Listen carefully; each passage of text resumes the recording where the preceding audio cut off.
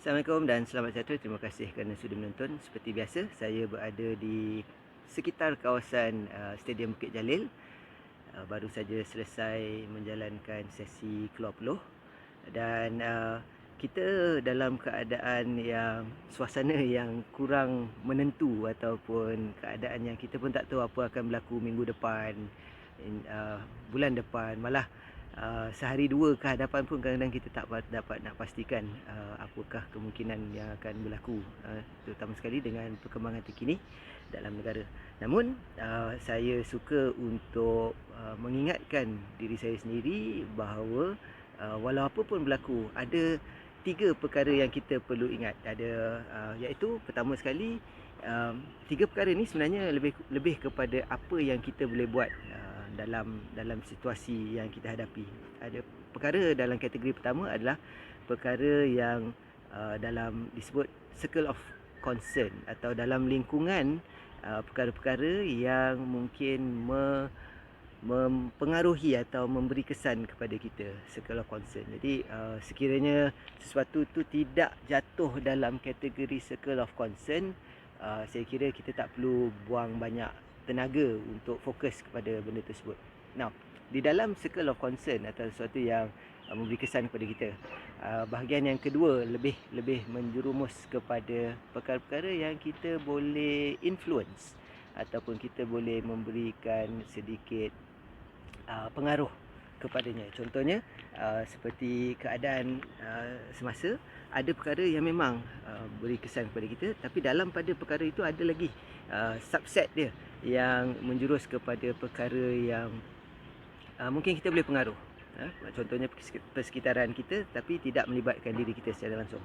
Perkara yang ketiga yang saya kira lebih rapat kepada kita adalah perkara yang jatuh dalam kategori circle of control. Perkara yang kita boleh lakukan sesuatu, perkara-perkara yang dalam kawalan kita sendiri.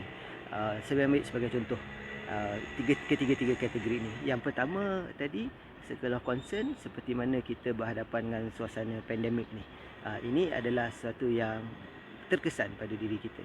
Jadi ia adalah satu dalam lingkungan circle of concern. Kita perlu ambil tahu, kita perlu peka terhadap perkembangan semasa. Yang kedua, dalam subset circle of concern tu, pandemik tu, dia adalah society, persekitaran kita, keluarga kita, masyarakat secara umumnya. Apa yang kita boleh buat untuk mempengaruhi social responsibility kita lah, untuk mempengaruhi supaya masing-masing kita jaga kita, ataupun kita dalam komuniti kita, dalam keluarga kita, memastikan kita menjaga atau mengawal kita daripada mudah terjebak kepada risiko pandemik ni ataupun COVID secara khususnya.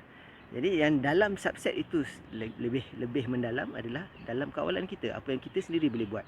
Dan kalau kita pun fikiran tak menentu, tak boleh fokus, stres dan sebagainya, dia tidak membantu. Jadi kita resolve apa yang kita boleh buat. Jadi dalam contoh apa yang saya lakukan ni, walaupun suasana mungkin pergerakan terbatas dan sebagainya, apa yang saya perlu jaga adalah diri saya sendiri supaya saya boleh menjaga keluarga dan tempat kerja dan sebagainya, masyarakat secara umumnya, persekitaran saya. Dan itulah disebabkan kita mengutamakan apa yang ada dalam circle of control.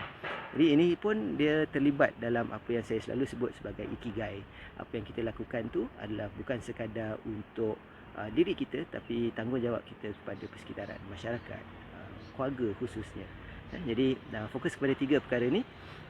Yang lain yang tak jatuh dalam subset circle of concern, circle of influence atau circle of control ni, jangan pening kepala sangat lah. Dan kita buat apa yang kita boleh. If we cannot do what we do what we can. Kita buat apa yang kita boleh, jaga diri, jaga persekitaran, tanggungjawab sosial, kita buat apa yang kita mampu. Sekali lagi terima kasih kerana sudah menonton. Assalamualaikum warahmatullahi wabarakatuh. Stay safe.